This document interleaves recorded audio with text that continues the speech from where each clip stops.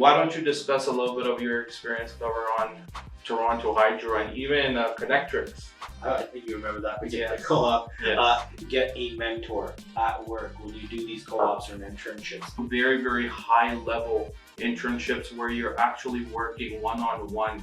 Business owners are willing to make a position just for you. These are the kind of skills I'm looking to pick up. This is what I want to get out of my co-op. Submitting a cover letter is really important. Why you want to work for them, what you're going to bring to the table. The strategy is very simple. Certifications is something that can actually really help you leverage why internships might be right for you. Really opened the doors for me to look more so onto every single mistake, every single little accomplishment. A message you want to pass along to someone in a co-op program? A big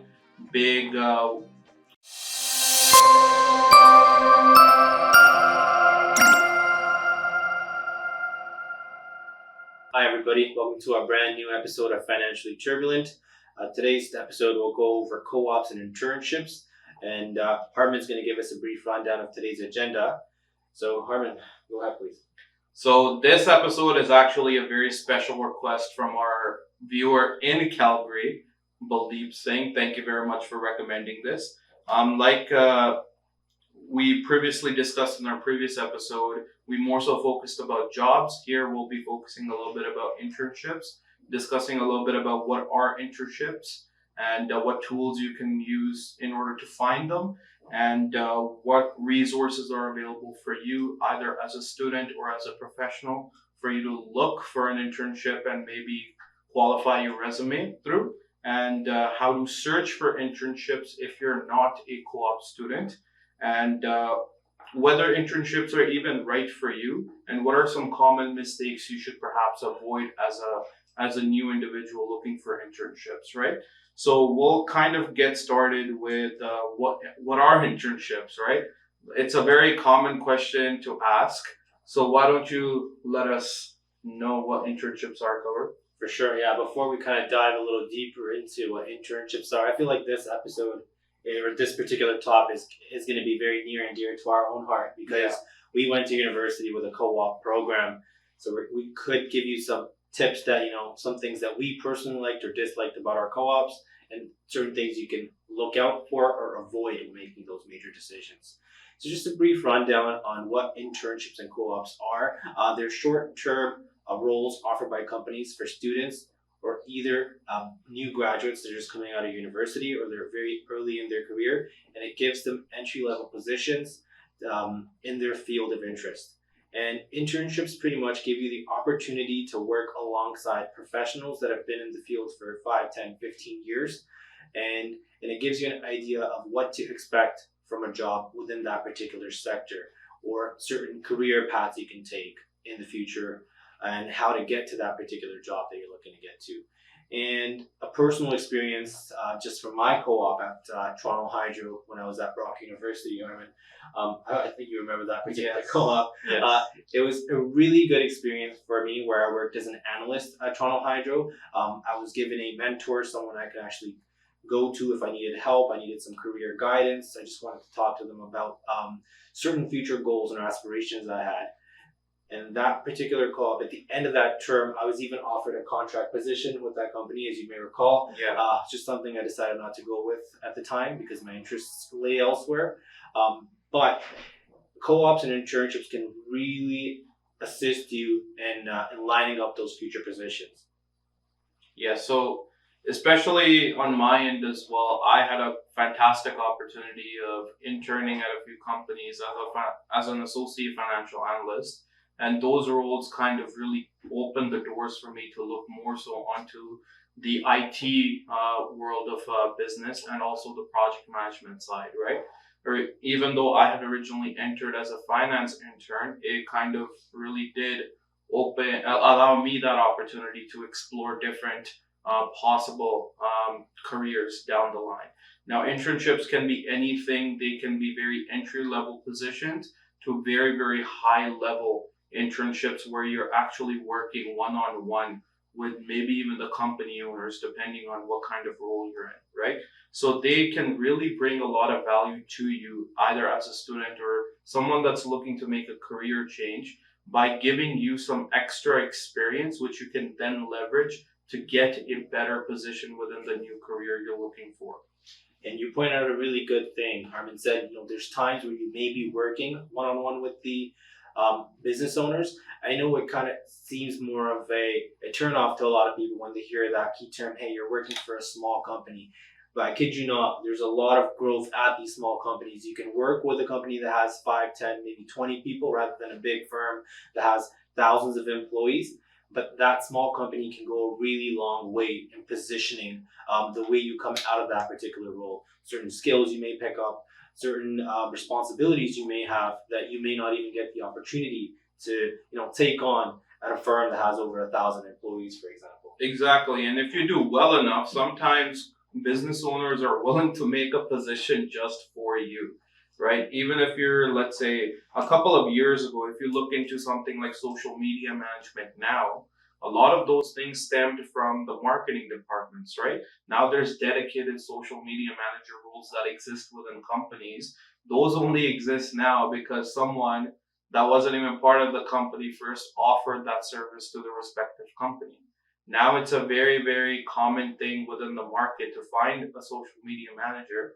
But let's say even if as your own internship, you're doing some kind of small role that brings a lot of value to the business owner or the company in general, you might actually pave your own path, which is fantastic, right? Because that means that you're very, very hard to replace compared to other people that might be in a more traditional role. Right on. And obviously, with a bigger company, there's a lot more competition. People want to strive to get that particular job. So you kind of see more like a number. Working for a smaller firm, you might be that key asset or that key individual they need to bring their business forward to the next level. Exactly. So we'll kind of get into what are some tools that you can use to find internships now. So most of the individuals that are now in university these days, they have dedicated job boards. Both of us have experience. We've applied through to our respective internships through the internal job boards we had at Brock University. But I know we also applied through other means as well. Things like Indeed.com was very helpful back then. It still is. So why don't you discuss a little bit of your experience, cover on what actually ended up being um, the reason that you found your job at Toronto Hydro and even Connectrix. You're right, yes. So some of the resources that I used was, I know if you recall, we had a career coach. Yes. You go to the career center and there's that coach there. You just tell them, hey, this is what I'm looking for. These are the kind of skills I'm looking to pick up. This is what I want to get out of my co-op, and hopefully, there's something in line that would, that you can find for me or help me find that I can start for the next term. And with the career coach, it's something you guys should actually inquire if you go to university and you have a co-op department. More to 9 times out of 10, they will have a career coach and they'll sit you down and work you out a specific path on positions you should apply for. So that really helped me go into the utility sector where I worked for Connectrix, the utility distribution company, and then I worked for Toronto Hydro. They're both within the same sector. And after doing those co-ops, I really realized, okay, I like the analyst role, but this just isn't the industry for me. Yeah. So it really gave me that opportunity of taking back those skills, applying it towards a current position I'm in with the big bank, one of the big 5 banks, sorry. But I work in an analyst environment, so I transferred over those skills from one industry over to the next and completely made the whole switch, the turnaround. Yeah. So especially for university and a lot of the colleges these days, most of them do have a dedicated co-op department. And like Cover said, you should really take advantage of that. Even if you're not necessarily part of the co-op department for the co-op program for your respective program that you're part of in your university or college, you still do have the option of contacting those individuals and still trying to get some guidance from them, right? And they're part of the university. For the most part, they're already paid for through the fees you pay to the college and university, right? So you should really, really take advantage of them because they can really give you a lot of solid feedback in regards to your possible review questions, the way you answer, not review questions, interview questions, the way you actually answer for your interviews, and especially for your resume building as well, which is a very, very key component when you're applying for internships in the world. So, especially for resume and cover letters, that's a big question mark for a lot of people. They don't know what kind of resumes they should be building for their respective career that they want to pursue, and for cover letters, what information about them they should be including, right? Whether they should be including extracurriculars, whether they should be including a very minor role that they might have participated in something else. So that guidance can really benefit. And then Cover can, of course, expand on this a little bit more. You're right. Resumes are really just a way for you to portray yourself without physically being there. Because when someone's really looking through your profile, your resume and your cover letter is what's going to speak to them, right? They're going to get probably 100 to 200 applicants, out of which they may be selecting 1 to 2.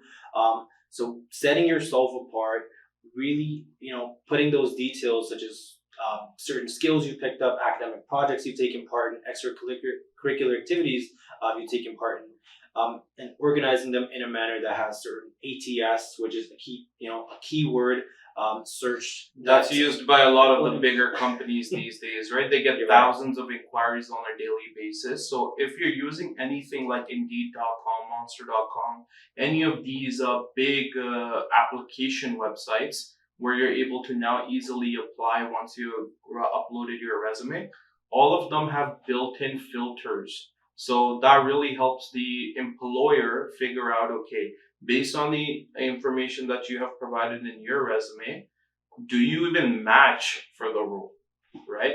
And these systems will filter you out before you're even able to get to the interview process. So it's very, very important for you to read all of the job descriptions, or carefully if you're going to be using the online route, either through internal job boards or through websites, to know what the job is asking for and tailoring your resume specific to that job role. Because then that will make sure that you have a higher chance of getting through the ATS systems, and your resume lands in the hands of an HR manager who will then be determining if you are even qualified for an interview at that point. Now, that's a good thing you pointed out, Harman. And just some other things to do while you're pursuing this job search is to network as well. There's a lot of free networking events that do take place at universities and colleges where employers will actually come in just to kind of give people an insight on what it is like to work for their particular firm. Now, when you are talking to those representatives of these big companies, it's a way of marketing yourself. You can actually build a connection, introduce yourself to them, let them know who you are and why you would like to work for a company. I know that kind of sounds like, why would you want to introduce yourself to someone that's just there? If you really portray yourself well and, send them a LinkedIn request, send them a message, hey, it was beautiful, it was great chatting with you today, that can really set you apart, because it allows them to, okay, I met Harman today, and Harman introduced themselves really well. He has the skill sets. They can go through your profile, and that can open a lot of doors.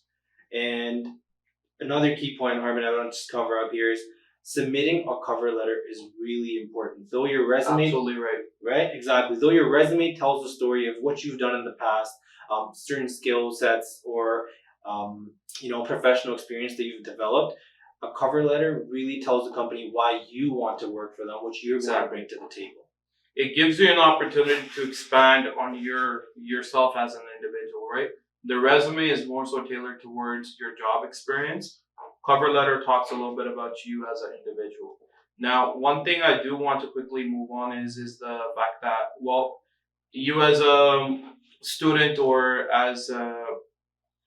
you as a student within college or university have access to your networking events at your university or college. For those that are not in that position or are looking to make a change or are not in a co-op program, the strategy that I have been using, at least within my own business for real estate now, is I just go on the Eventbrite and I'll just search for the different topics that I'm interested in.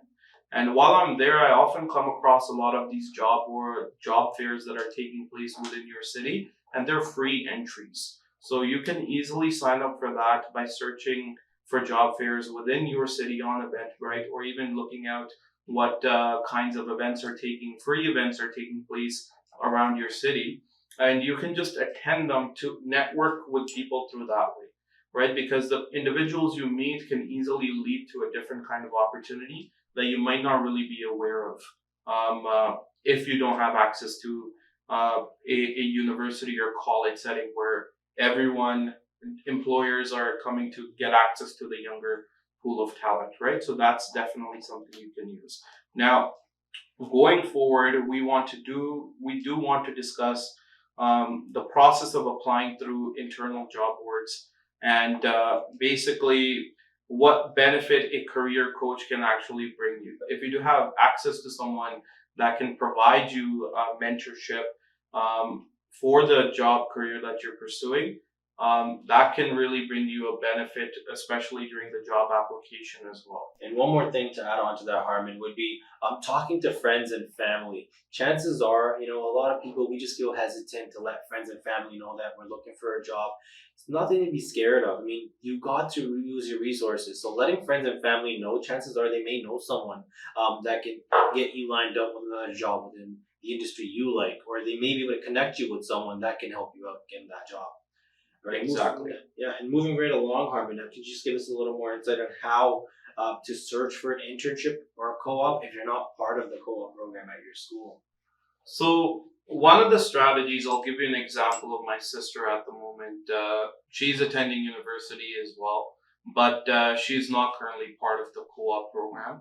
The way it works for her is you apply for a co-op later on, but she really wants some good experience before she even gets to that point to improve her chances for a job. So what she's doing at the moment is she goes on Google and she just looks for the businesses that are related to the industry she's interested in. So in this case, since I'm in real estate, she searched for real estate and she found a bunch of different real estate related businesses that were available within the city. So she contacted some of them and a lot of them didn't reply. But luckily, almost 4 or 5 individuals did end up reaching out to her, and she ended up securing an interview with one of them. Now, while she didn't get a paid internship, she did make those connections within that respective office that she has now applied to and will be working out of. So even though she didn't get a paid internship, she built a network of individuals that she can now use down the line. And it's a strategy very similar to what you can use for your business and your job hunt and internship hunt. So the strategy is very simple. It is time consuming finding and creating a list of all the different businesses that are available on Google. But once you have a spreadsheet made of the respective business, their contact information, their email if you can find it, if you do an outreach to a bunch of these businesses, some of them is bound to get back to you and perhaps just be willing to listen to what you have to offer. And in this position, it's very, very important that you have your resume and your cover letter prepared, and you have your value proposition completely figured out, right? Because in this case, you're reaching out to businesses and you're the one making the case on why they need your help, right? So a lot of the businesses, a lot of the jobs or companies might say no, but it simply comes down to the amount of volume you're able to push through. Eventually, after 100 reach outs, one is bound to give you an opportunity and a chance because they might need help in their business. They just didn't want to know how to post a job or want to post a job. But if you actually reach out to them, you might be able to fulfill that need. And I think another positive there is you're getting that exposure. You're really getting to know from professionals in the industry what they're looking for. And at the end of every interview, you have that opportunity, that 5 minutes to ask them questions, right? And that can really open a door of asking them questions such as, what are they looking for? In the case that they don't go with you, it's not the end of the world. There's always more positions to look out for. but it can give you an idea of how can you better yourself than others that are applying for similar roles, or maybe coming back in a couple of years if you want to work for that particular local business. What can you do to make sure they make a position for you? So I think that's a good way as well. And just to kind of add on there, my brother-in-law is in a similar situation. He is going to Western as well. He's just finished his undergrad, so he's starting to apply for postgrad and look for internships. So what he's taking on is a course. So he's doing the project management course, which is very heavy in terms of a requirement for jobs that he's looking for. Yeah. So he's just, sure, it breaks the bank, but in the grand scheme of things, he's going to do something that's going to help him career-wise, even 10, 20 years down the road, because project managers and project management is going to be a requirement for a lot of positions. And this has allowed him to actually, he's in talks with 2 employers right now Yeah. that are willing to bring him on board starting in September for a 4-month period. Fantastic. And it's something we discussed in our last episode as well, where we talked about getting certifications for the job that you're going to be pursuing, because realistically that gives a potential employer visual evidence of the skills that you might have, right? Getting a degree, especially if you're still in the process of finishing school, as long as you're able to complete a quick certification, it's still something you can use to leverage. And the goal of internships at the end of the day is just to leverage experience, right? You might not get paid for them in best case scenarios. If you do, that's fantastic. But the goal is just to get some real world experience for you to then put on your resume and then leverage for a better job down the line. So it's something you should really look into. And like Keller said, certifications is something that can actually really help you leverage your experience as well. Now, going forward, what we'll actually do is we'll talk a little bit about why internships might be right for you, and then we'll kind of get into whether it might not be right for you and what are some common mistakes you should be avoiding. So, tell us, Cover, what is the benefit of actually getting an internship? Why should I waste my time getting a job which I don't even get paid for?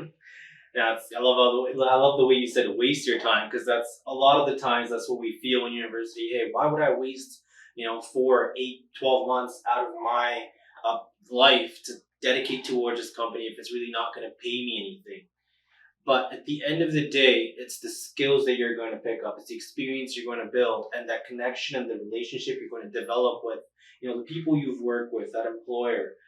That's really going to go a long way. And if you do land an internship, which 9 times out of 10 you will, if you really put in the work and put your mind to it, nobody can stop you from getting an internship. Yeah. And that's really going to help you stand out when you're applying for jobs right out of university or right out of postgrad, for example. And it can help you actually gain real world knowledge. You can actually use softwares that you would use in the industry that you would have no idea of if you were just studying. So taking that break from school, going out in the real world, working for 6 to 8 months can allow you to be a little more confident at the end of that term, have skills under your belt, give you the idea of what courses or degrees you require to further your career within that particular field. And at last, I'll kind of go back to that point. It relates to what I said.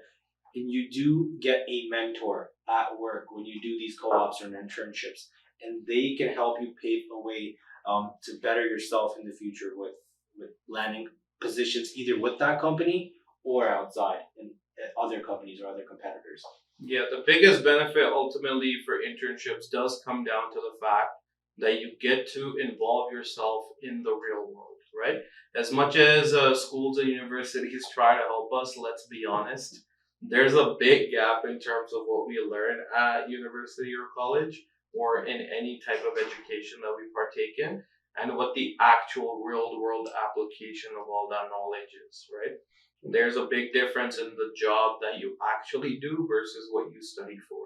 Of course, the education helps, but internships actually give you a taste of what you're going to be doing in the real world.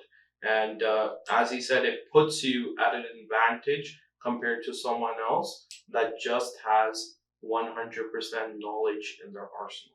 There's a reason his brother-in-law is pursuing that extra certification, because when he is going to be applying for more jobs compared to a different candidate that hasn't done that certification, he's put a little bit above them, right? And when there's competition, especially in a recessionary market that we're entering now, that's literally that is literally the difference between you having a job and not having a job. Right on. And I mean, I've seen oftentimes, a lot of these people that do internships and co-ops, they get calls from these places, like their employers asking them to come back, and they're willing to make a position for them just to kind of give them that opportunity.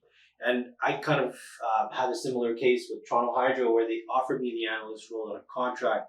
Um, it was just personal, where I didn't really like the industry I was working in. I wanted to change things up. But had I just taken that opportunity, I could have ran with it and then moved forward within that industry or within that organization on a different role. Exactly. Like, especially for me, my experience at FedEx gave me a lot of opportunities, but it also did make me realize that I wasn't really interested in the company in particular. It was a great working experience, but it allowed me to at least find out that, hey, the culture that exists within a respective company I wanted to work for, whether it's a good fit for me or not, right? And a lot of people, for example, in accounting, want to work for the big four accounting firms, but they don't know how hard it actually is until they are able to get an internship. And then they kind of shift their focus towards different aspects of accounting in some cases, right? Where they want to focus a little bit more on personal finance, or if they want to focus a little bit more about corporate, being an in-house accountant instead, rather than working for an accounting firm in particular. That's just an example. So you were going to say something, You're Kanwar? right. I was saying, it's just, I love how you touched upon our next subject already, which is Yeah. certain mistakes to avoid or what not to do in your internship.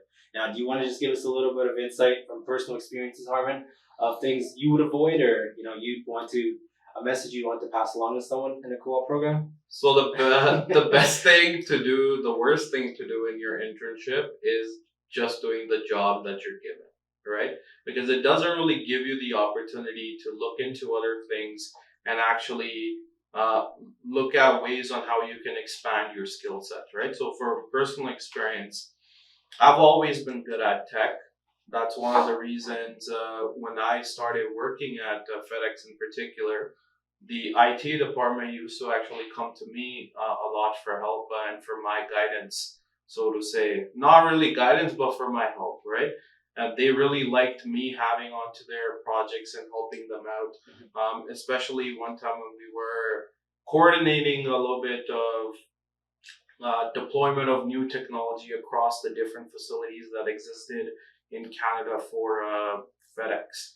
So the only reason I was able to do that is because while I was at my job, after I used to finish all the work I had, I used to go around and communicate with the different people that used to exist in different departments on my floor, right? So once I used to speak to them, if I learned of there being a project that we were closely related to, I would ask my manager, hey, can I actually work on this as well in addition to what I'm already doing?